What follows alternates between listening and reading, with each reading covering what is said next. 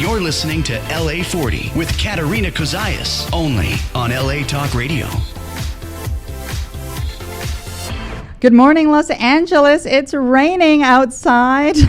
If you're local to Southern California, you know that it is pouring cats and dogs, which, of course, is always a good thing because they always complain here about a drought and not having enough water, so there's clearly enough water now. I'm your host, Katerina Cozias. You're tuning into LA40 on LA Talk Radio. This is the show where we talk to you about all things life after 40. Specifically, you know, society tells us as we age that we're somehow supposed to lose our value, somehow supposed to dim our light. And the premise of this show is to just call BS on that. Absolutely no way. We are talking specifically and mostly to you Gen Xers out there, people in your 40s and 50s that really understand that life actually is shining right now for us. And whether you're 60, whether you're 30, we'd love to have you part of the program because the messaging and the information that we share here is great for everyone. I am very excited to be joined today in studio by Sara Landon. Sara, welcome to the program. Thank you. Wonderful to be here. Absolutely. Sara is an inspirational speaker. She is a spiritual teacher, and she is also an author. We're going to be talking about finding your truth. And what the heck that means in the first place. I know for me, it was a very long time in coming for me to find my truth. And I know when I talk to friends out there, you know, we always question, well, what exactly is our truth? What does that even mean? Do we have a destiny? Is there a destiny for our life? And I know, Sara, these are things that you explored in your own life as well. So I would love to introduce a little bit about what you do with your work now, but first, where you're coming from in terms of an individual who has found her truth. Yes, thank you. I appreciate the question. So I was raised originally in the Midwest and Montana area and was raised by very loving parents and wonderful influences in my life, but a lot of who I wanted to be came from what I didn't have or came from the beliefs that I was raised with, which, you know, like I said, I had wonderful parents, but I never really was taught how to get in touch with what my truth was. And as you and I were talking before the show, I was looking outside of myself, you know, to decide who I wanted to be in my life. And so as I got older and graduated and went to college, you know, the seemingly perfect life is to go to college, get a great career, buy a house, get married, have kids. Yeah, have the white picket fence around all of that. Right. And the more cars you have, the more vacations you go on, the more money you make, the happier you're going to be. And so that's what I thought I was supposed to do in order to be successful. And so I did all of those things. And one day I just woke up through a series of events that happened in my life. My brother was killed in a car accident. Oh my gosh. I went through melanoma. I had a cancer for a couple of years of my life. Oh my goodness. And it really was my wake-up call. And it forced me to get really honest with what my truth was. What had you been doing before? So what up to that point, you had gone to school and studied? Yeah, so I had gone to school for business and gotten into sales originally and then got into technology and IT consulting. And technology was never something I was really passionate about, but I loved the people. I loved the clients that I had and the people that I worked with. I loved the opportunity to do a lot of personal development type courses around achievement and success. And so it was a blessing and it was a wonderful experience and I had great people in my life, but something still wasn't right. Okay. And a lot of where my decisions were coming from was looking outside. And I got involved really young with studying, you know, the work of Tony Robbins and Bob Proctor and read Napoleon Hill, and, you know, here's the path to success is to have these things. And so when I went through my own journey with having health challenges and experiencing loss in my life, it really forced me to get quiet and get still, which was very counterintuitive to where I was at that point in my life. I was a very type A personality.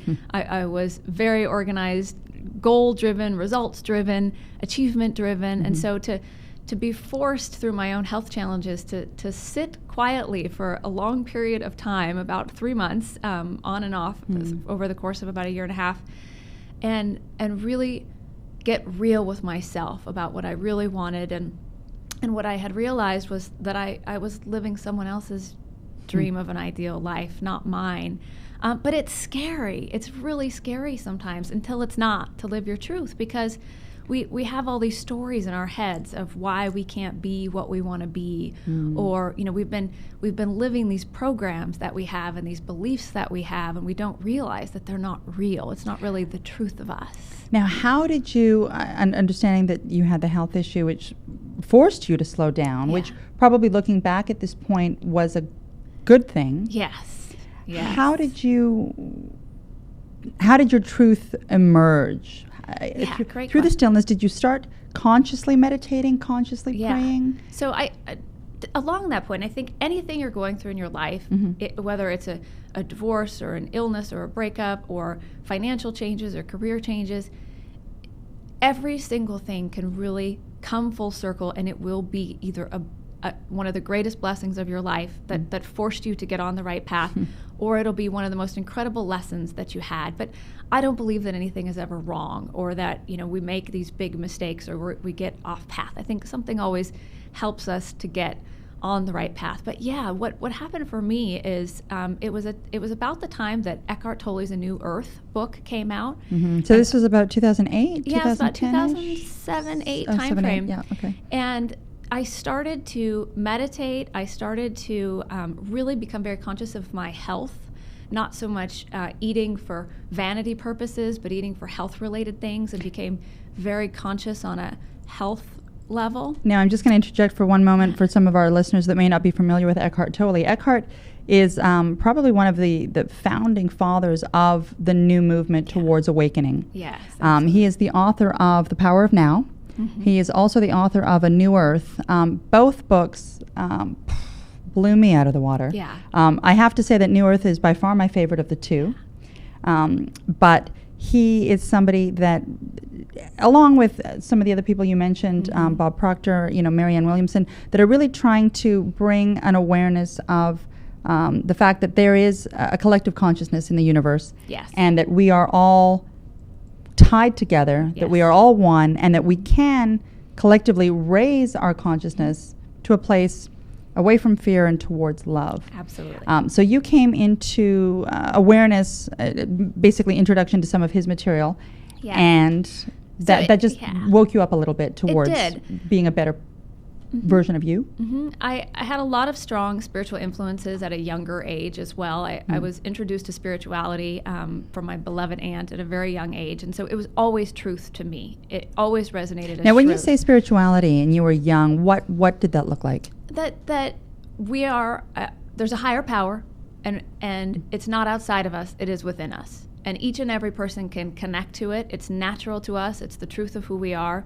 We are all part of this all that is, or God, or source, whatever you want to call it, but it's not outside of us. It is within us, and it is something that we can tap into at any time. But it's usually on the other side of our fears and our doubts and our limiting beliefs and our anger and all of those things. So as you get still and as you begin to meditate, there's a wonderful quote, I think, by Buddha, that someone asked, what do you gain by meditation? And he said, it's not that I've gained anything, it's that I lost resentment, I lost the anger, I lost the jealousy, I lost the rage, I lost the fear.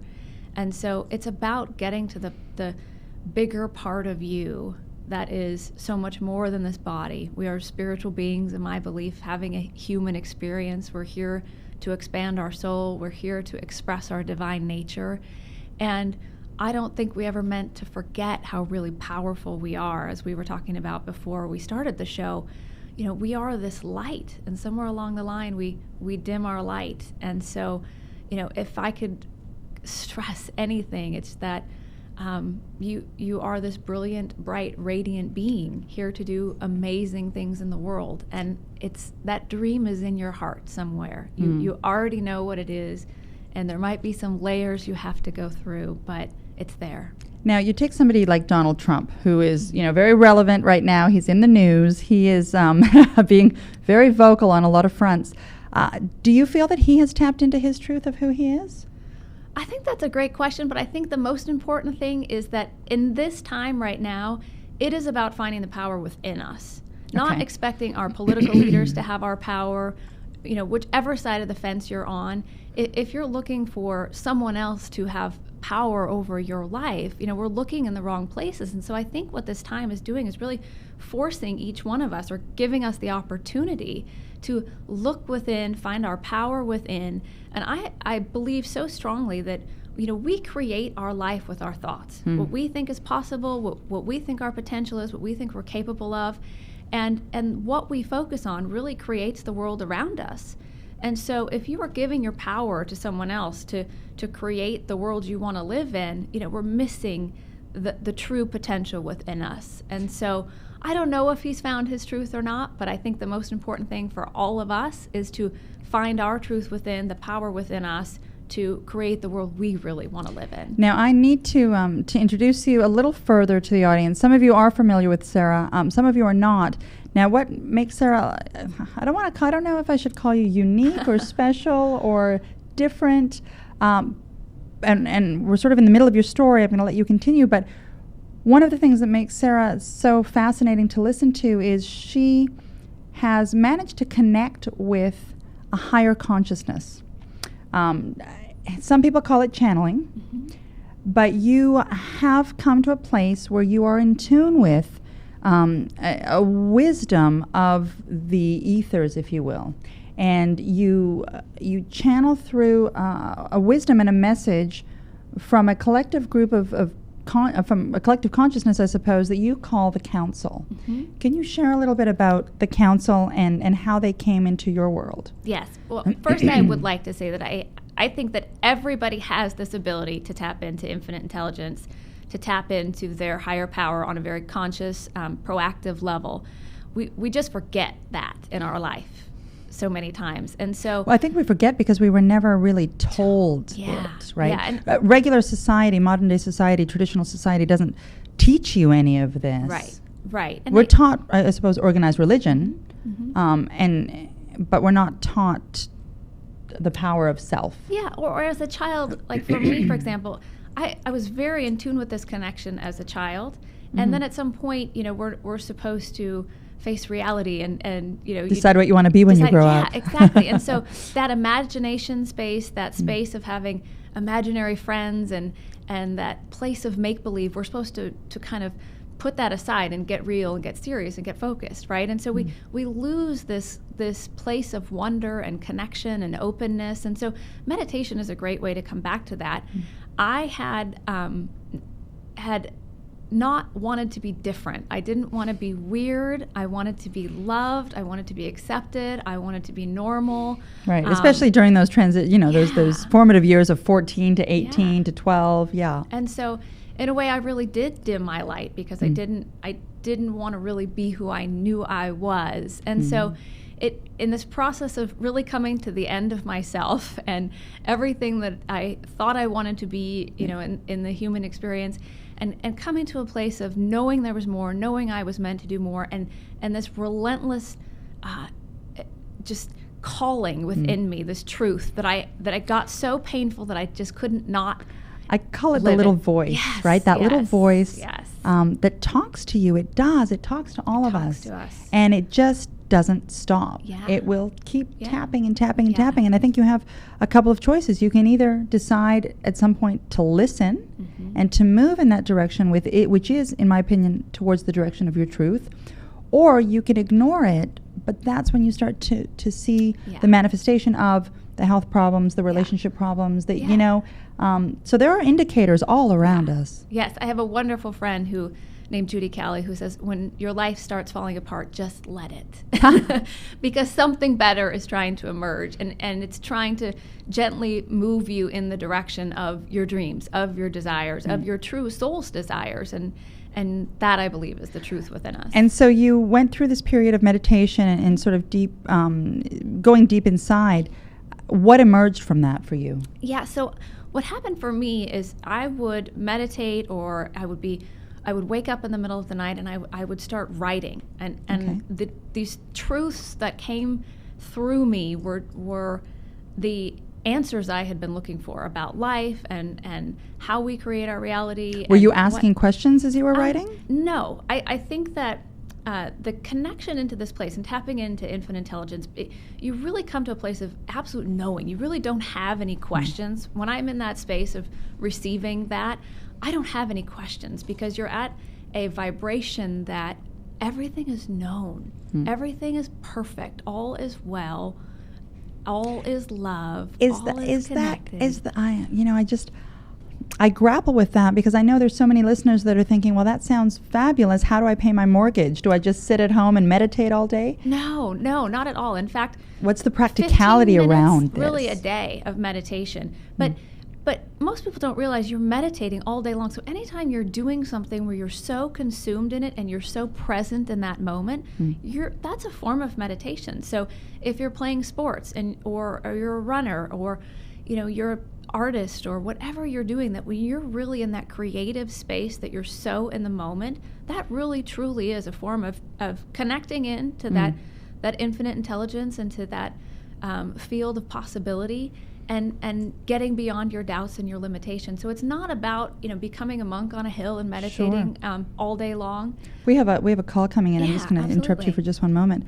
Hi, you're tuning into LA Talk Radio, LA40. Hello? Not getting him on the call. Interesting, him or her?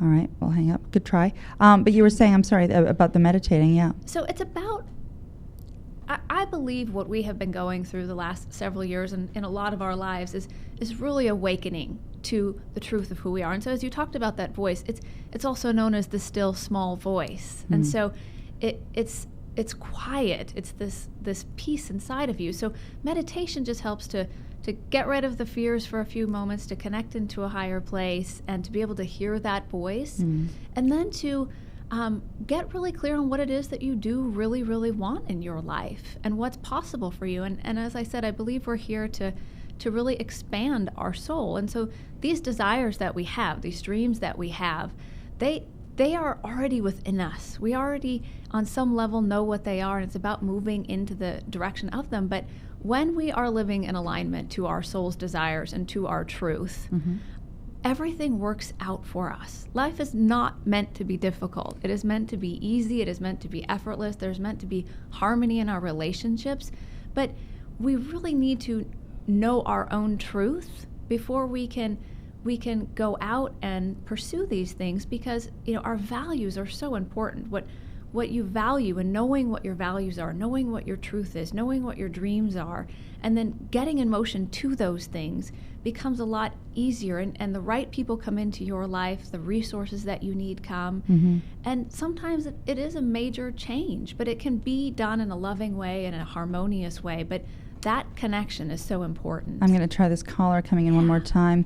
Hi, you're tuning into LA Talk Radio. Looks like we're having a difficulty with the audio today, unfortunately. Hi, if you're on the call and you can hear us, I'm sorry we can't hear you, and I'm not sure why.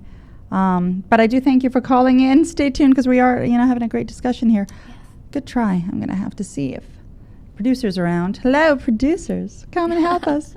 It's the thing about being live. Yes. Is happiness attainable? Absolutely. Absolutely, it's attainable. But happiness, we feel happiness based on how closely we are aligned to our own truth. And so it's really an inside job. There's nothing outside of us that brings us happiness. It is truly an inside job. I'm gonna throw this at you. Yeah. You're a dad, and you're 50 years old, and you've got 3 kids that you've got to put through college, and you're in the grind, and you're working your job, and it's a great job. You're doing fine, but you always wanted to be a drummer. Yeah. Let's say that's your thing. You're into percussion. How can you live your truth if you have the realities of life weighing you down? Yeah, what advice would you give someone in that position? Well, first off, we make this word purpose really heavy. We make, finding my purpose. What is my purpose in life? And so many people feel like they never know what their purpose is. But it can be so much easier than that if you just shift that to, what are you curious about? What are you passionate about? And so, if you are a dad and you have 3 kids and you're paying a mortgage and you're working every day, there's nothing that says you can't follow your curiosity. If you want to be a drummer, there's no reason that you can't be more curious about that and start opening yourself up to that being more a part of your life. And hobbies are so important. I truly believe that. And so, getting a drum set, going and listening to bands that are playing, taking lessons, going to meetup groups of people that are interested in the same things as you, and start getting in motion to your desires and your dreams. And so when we do that, I believe this unseen force comes forth to help move us in the right path. But start moving towards the things. Be curious, follow your passions, spend more time thinking about what you do want than what you don't want. Be more focused about what is going right in your life instead of what is going wrong. And that's the thing is, it's human nature. We tend to look at what's going wrong. You could have 5 things happening in your life, 4 of which are going fantastically well, 1 of which is not, and yet all of the energy is focused on what is not going well. Right. And what you do by focusing on what's not going well is you get angry, you get scared, you get frustrated, you get anxious, and that just pulls you down. Yes. As opposed to saying, okay, this particular piece, let's say my finances are not where I want them to be, but I have my relationship, I have my loving children, I have my healthy body, and be happy about what you do have. Yes. To lift your vibration, if you will. Can you talk to us a little bit about vibration? Because this, again, it's a fine line between being a little bit new age and being a little bit, I think it's different for a lot of people. I definitely know when I'm on the West Coast, I feel it much more heavily. There's a collective awareness of all of this type of dialogue happening on the West Coast versus when I find myself on the East Coast or in some of the other parts of the world. What is vibration? What does raising your vibration mean? That's a great question. So I believe we're all vibrational beings. At the core of who we are, we're all vibration. Yeah, and I think that's been actually scientifically proven, it right? Has been. And there's fabulous books on it. There's one, Power versus Force is a great book. And it talks about everything relative to vibration. And so the higher your vibration is, the easier things are for you, the more things come together. And it all comes from this place of connection to that place within you, to whatever you want to call it. If you call it God, if you call it source, if you call it the universe, your higher power, your soul, comes from that connection. When you are in alignment with that, you are automatically raising your own vibration. And so things should feel lighter. And that should just feel easier. So we should strive towards just feeling joyous? So strive for coming to that connection within you. And so taking a deep breath, focusing, as we have talked about, on the things that you are grateful for, the things that are working out for you, and focusing on what you do want. We are so often in a situation where we're looking at what we don't want, and we're looking at it from our power as me as a human being to be able to fix that thing. And we often don't ask ourselves the question, what do I really, really want? And are we allowed to ask that question? Yeah, but it could be the simplest thing. And if you start doing this in your day and saying, what do I really, really want? And it can be the simplest thing. What do I really want for lunch? What do I really want in this situation? You start opening yourself up to possibility. And so, as we talked about in Eckhart Tolle's book, The Power of Now, this now moment is everything. We can't change the past. It only has power over us if we let it. And truly, we are influencing the future in this now moment. And so whatever we're thinking about right now, whatever we're feeling, is creating our next now moment and our next now moment. And so if you want to change your life, if you want to change how you feel, if you want to change your health, if you want to change anything, it comes from being present in this now moment, to the thoughts that you're thinking, to the things that you're feeling. And so many times just taking a conscious deep breath and saying, what do I really want? And allowing those answers to come. Because as we talked about, this connection with your higher power, it really comes from a place of allowing things to come to you, allowing yourself to be moved in the direction of. So instead of us being busy and forcing and trying to make everything happen, there is an easier way of allowing these things to come for you but it comes through your own clarity about what you really do want. So how important, especially now that we're at the beginning of the year, people are talking about New Year's resolutions, how important is setting intentions? It's so important. And the most important thing is to start dreaming again, thinking again. What is it that you want for your life? What is your truth? What do you value? What are you passionate about? It's really interesting because for those of you that know me, for those of you that follow me, part of what I'm doing in LA is trying to follow my own truth. So again, my story, I went to school, I did what society told me I should do. I got into finance, and I did computer stuff for, corporate finance for 10, 15 years almost. And that, I knew, though, from when I was a little girl that I always wanted to be in media, that I wanted to be a television host, that I could be a television host. And I didn't follow that path. Yeah. And then I fell into the limiting beliefs few years of, well, now it's too late, I'm too old, it's not going to happen. But when I made the decision, when I came to your point about clarity, 2 years ago exactly, it was the cusp of December 2014 going into 2015. And I was asked, what is your New Year's resolution? Yeah. And I thought, well, I don't know, lose some weight. No, I'm fine. Stop drinking. No, I enjoy that. Just whatever. And I went home that night, in all honesty, and I thought, what the heck do I want out of this year? And I thought, I want to pray more. That just came into my head, and I thought, starting January 1st, I'm going to take the time to just sit at the end of my day and pray. And it wasn't even a conscious meditating, because I wasn't there yet spiritually, but it was a conscious need to just chill out. Yeah. And on that first day, I prayed about really wanting to tap into my dreams. And my dreams, which I had put on the back burner for 15 years, I didn't even allow myself to listen to that little still voice, was to pursue this. I kid you not, within 2 weeks, out of the blue, in my inbox, was a position for a host, and it was for for a chef show up in Canada, like a cooking show. And I don't cook. I wasn't even living in Canada at the time. But the joy, the elation of just seeing that in my inbox as a possibility for me bumped me into a whole other level. And I thought, why am I not living on this high every single day? Yeah. And that just propelled me. And so I think I set an intention to tap into who I am. The universe delivered within 2 weeks a sign for me. And I, again, I don't know what your thoughts on all of this are, you at home that is listening. I was never into this at all, trust me. So if you're looking at all of this, you're listening and you're thinking, what the heck are you guys talking about? It sounds out there, but when you start to listen to people like Sara, and you start to listen to the wisdom and the advice, it really does start to come into line. And I can tell you, when I see it with my girlfriends, I have a very core, close group of girlfriends. There's 4 of us. Hi, ladies. You know who you are.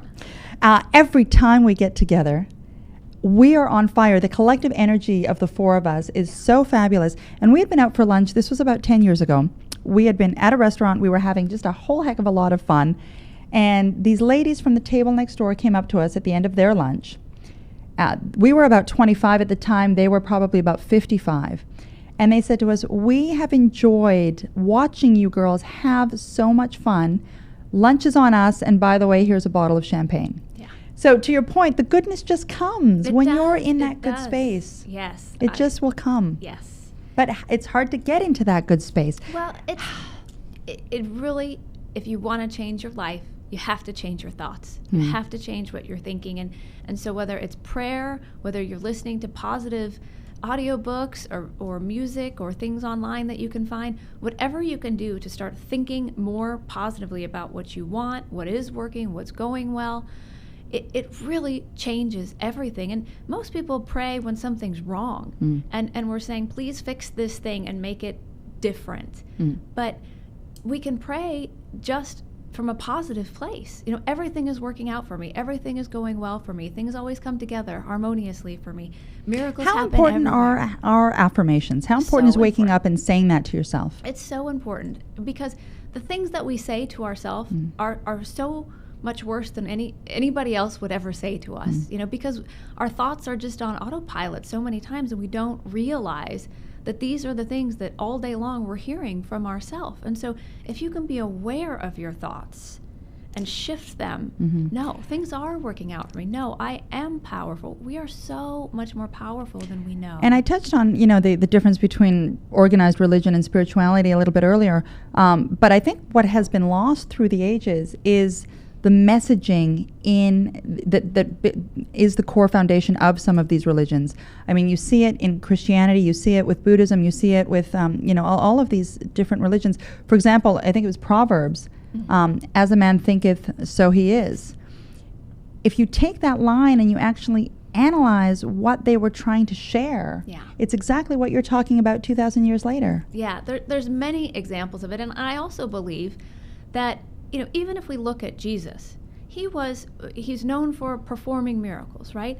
But if you really look at this, he was in a vibration where he was looking at another and seeing their perfection, seeing their perfect health. And he was holding this vibration so that the miracle could occur. And he said that they were natural. And so if we can get ourselves into this good feeling place, things start working out for us all around us.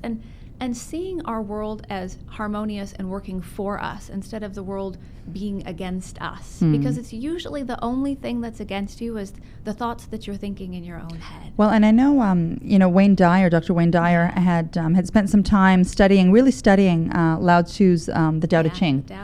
And he was really trying to live that message. And one of the things that I took away from that was exactly that point, your point. Lao Tzu had said, when you let go of who you are, you allow yourself to be who you can become. Yeah. And again, it sounds hoity-toity, but what he's really saying is, don't look at your reality the way it is now. Don't look at your debt. Don't look at your health issue. Don't look at your problems. Leave those and allow yourself to dream and really delve into how you would like your life to be. Yeah. To your point about the fact that we really are creators and we can create our own reality. Yes, and Wayne Dyer also wrote a book called If You Change the Way You Look at Things, the Things You Look At Change. And so it comes back to this. And don't take my word for it. Just give yourself a few days and just try this. Today, I'm only going to think positive thoughts. Today, I'm going to be really present in each moment to feeling good, to thinking good things, to seeing the good in others. And just try it and see what happens. I can tell you from my experience, I have never been happier in my life. I've never experienced more joy. Now, we lost the story a little bit. Yeah. So going back to your story, so you came to this realization that your life that you were leading was not the life that you wanted. Yeah. And you went to a place where you were meditating, you became still, and you reemerged as what? Doing what? How did you... Much of my life changed. I moved. I went through a divorce. I went through a career change. And much of my life changed over the course of a few years of really awakening to this and letting go of my own fears about this, because I always knew I had this connection. And this being your ability to tap into a higher consciousness. Yeah, and it's really like comparative to streaming. When we're streaming right now. So it's the same. Tapping into this place where higher level awareness, consciousness, and higher perspective comes through about any situation, about life in itself. So what happened for me is that I had gone on this path to find my truth, and nothing was quite right, because I knew that deep down that this role of being a spiritual teacher is always what resonated, but it was the who am I, right? I don't want to be a minister. I don't want to be a preacher. Personal development was very much on the path, and I loved some of the wonderful personal development people out there like Tony Robbins, but it wasn't my truth.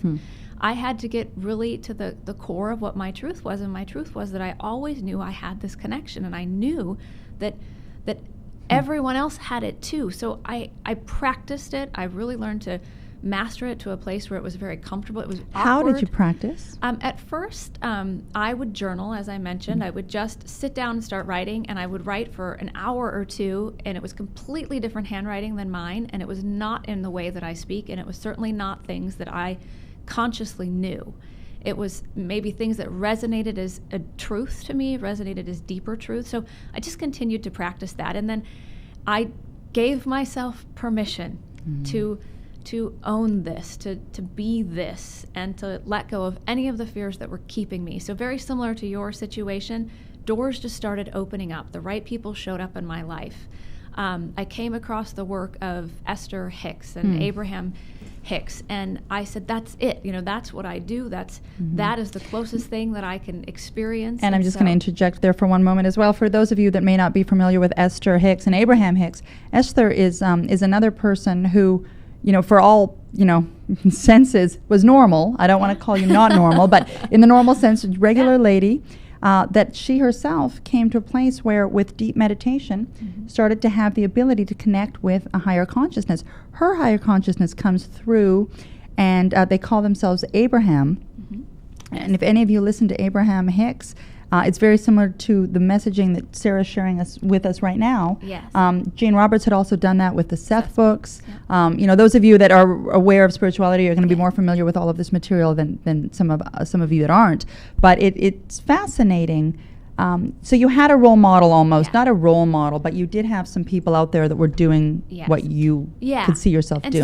So I started to feel a little bit more normal than okay. other people. I'm not the only one. Right. I'm not the only one. But then things just come to you. So someone gave me an Edgar Cayce book, and he was known as the modern day prophet. And so I really started realizing that the greatest truths, the great masters, all had the ability to tap into something, or had mastered that ability to tap into something. And so, prophets, great spiritual teachers, transformational leaders, and people that have wrote really profound things, like even the works of Eckhart Tolle. It's about getting into this place where you receive instead of trying to make something happen. And so I practiced it really in the closet, and when I mean in the closet, I practiced it in the closet for a long time because it felt so awkward. The energy came in so fast. Wow. I would know. At one point, I started receiving information in the middle of the night. So I would fall asleep, and I would wake up, and I would grab my phone, and I would just start writing for hours. And then I would wake up the next morning and read it, and it was the profound truths I was trying to find in the world, but they were coming through me. And then were you scared? No. It's the most loving, peaceful experience. It is just, to me, it resonates as absolute truth from the most highest loving perspective. And so I wrote for quite a while, and then as things would happen, incredible coincidences, and things came into my life where I had a wonderful friend who had been a practitioner of hypnosis, and so she helped me to really get into a meditative space and start speaking. And so the words started coming through me, and my voice would change very audibly, which was the part that was weird. It was very hard to hear myself at first.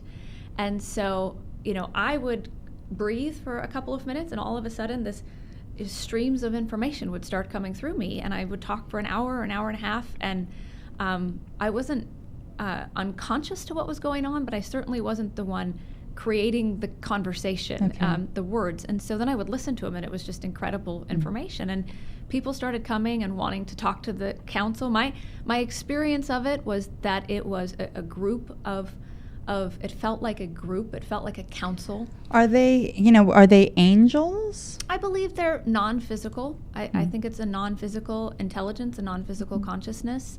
It doesn't, sometimes things come through where it's a very specific message for someone, if it's in a private session that I'm doing or in a workshop, or it does come across sometimes as a very specific message from someone for that person. But ultimately, I believe it is the awareness that is focused on that conversation that's happening, that's bringing through the highest truths for that person or for that group of people at that time. And so I did this for a couple of years, not really telling many people about it, because I still wanted to be normal. I came from this corporate world.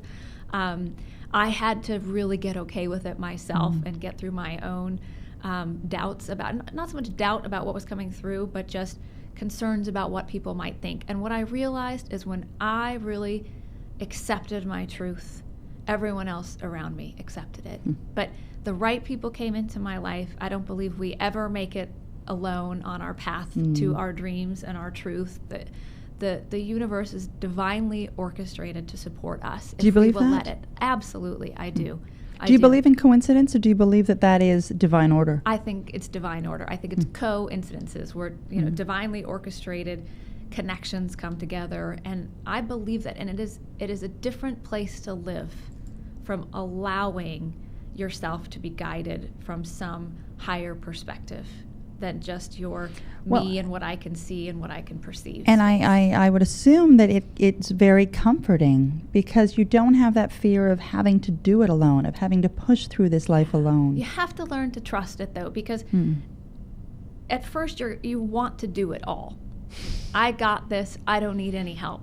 And it's really when we come to the end of ourselves sometimes, when we've done everything we think we can do, or we have something happen in our life that we don't know how to get through it, that we do start opening ourselves up to our own connection. I believe everybody has a connection. You do not need to go through anyone else to realize your connection and to have that connection. But I do believe things are divinely ordered. I believe that there's a divine plan for your life. I believe that as you awaken to the power within you more and more and more, life gets easier, life gets better. And I think what happens, and I believe that as well, I think we are all gifted with a truth, I'll call it that. And the whole point of us being here is to see an expansion happen for all of us. And when you get people that live their truth, like the Wright brothers, who, they had a dream about getting us up into the air and flying, and people thought they were crazy. Yes. And, again, it's all about your perception. They got the plane up into the ground, off the ground for 12 seconds. And they had everyone in the town laughing at them, saying, oh, you only got it up there for 12 seconds. And they looked at each other and were high-fiving each other, saying, hey, we got it up there for 12 seconds.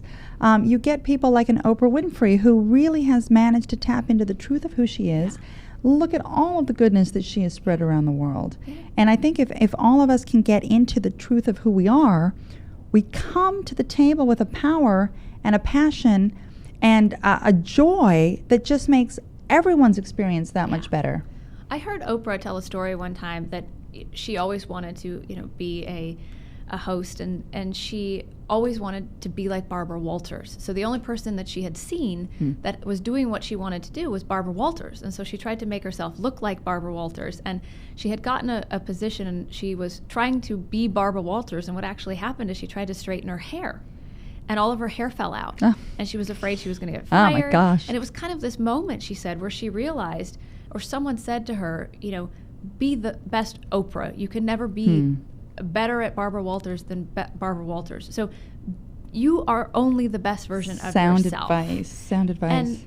And that really, I remember hearing that at kind of this time when I was going through living my truth, and it just really spoke to me, because you can't be a better version of someone else. You can only be the best version of who you are. And I can tell you, you can't obviously feel this at home, but I can tell you, sitting here with Sara and having met her today, there is a peacefulness around her that I can feel, because I think you're peaceful with yourself. Yeah. You're at a place where you're content. Yeah, we want to live in a world that is peaceful and loving and kind and joyful, but we're never going to see it on the outside until we find it on the inside. And when you realize your own perfection is within you, and you really start living from that place, it has to change on the outside. What advice would you give to parents? Oh, that's a great question. Our children come here, I believe, naturally knowing these things. So just stay out of their way. Let them be the incredible expressions that they are, and we're here to give them fertile soil to grow in. That's difficult, though, and you see it sometimes with, especially with, the Asian families where the child wants to be in music and the parents are like, no, you're going to be a doctor. And they fight and battle and fight and battle and fight and battle. And the child, most of the times, does become a doctor, right? We want to please as kids. We want to fit in, all of those things. So I think it's difficult, and I think it's even more difficult later in life, Because if you haven't found your truth by 40 or 50 or 60, can you still find it? Absolutely. But my question to those parents would be, are you living your truth? So many times I think we get to a point where we do think that, okay, now it's someone else, now if you're a mother, well, now it's about my kids' passions and all about them. And I don't believe it serves our children to not live your truth. And so where we do push really hard for our children to be something or be successful in a particular area, I would ask those parents, is this about them or is this about you? Are you living your truth? Are you really allowing the light through you? Are you allowing yourself to really shine and be who you want to be in the world? And I think that's the goal, right? Yeah, absolutely. Sarah, if people want to find out more about you and your teachings and your books, where can they go? Yeah, so saralandon.com. It's SaraLandon. And I do private sessions with the council for people who want to have that experience. I really do think the incredible thing about these private sessions is that no matter what someone is going through, they've all kinds of issues that have, either they're going through a major career change or a life change, or they're trying to find their truth, or they're going through illness in their body. It's an incredible experience to hold the space for someone to have a communication with the council and in that hour time to actually remember the truth of who they are. It's a predictable experience. It's incredible to be a part of it. And so for anyone who's really looking for that help from that space, the private sessions are wonderful. And then I do consulting as well and have books and webinars and courses on my website. So that would be the best place. And I'm also on Facebook and Instagram and YouTube. Right. So any Perfect. of those places. We can follow you, absolutely. Yeah. We are at the end of our hour. I want to say thank you so very much for being here. I think this was important information to share with people. Just a reminder here at the beginning of the year, at the beginning of January, that it's up to us. It's up to us to create our world and to create our year, and it comes from within. Yeah, it all begins within, and this is an incredible time to start writing the script of your life the way you want it. And you can literally pick up a pen and start doing that, and right? Just start dreaming. What do you want the next 5 years of your life to look like? Yeah. not how are you going to get there. No, not how. You don't want to deal with the how. The how is going to stress you out. How's the You're going next to go, show? right. Not how, what. Yes, exactly. And the how will what do I be really, delivered. really want? Right. And if you can just take that one question and throughout your day, it shifts everything for you. What do I really want? What do I really, really want in any situation? All right, well, I have a list. That was our episode for today. Thank you for tuning in. I'm your host, Katerina Cozias. You can follow me, of course, via all my social media channels at Katerina Cozias. I make it easy. Next week, we are going to have a group of ladies here talking about transitioning into new things after 40. We're going to have a fitness guru as well as two people that are starting a brand new television show based on exactly this, recreating yourself after 40. You're going to want to tune in for that episode. For now, though, this was our episode, Sara Landon on LA40 with LA Talk Radio. I'm Katerina Cozias, and we'll see you again next time. Thanks. Thank you.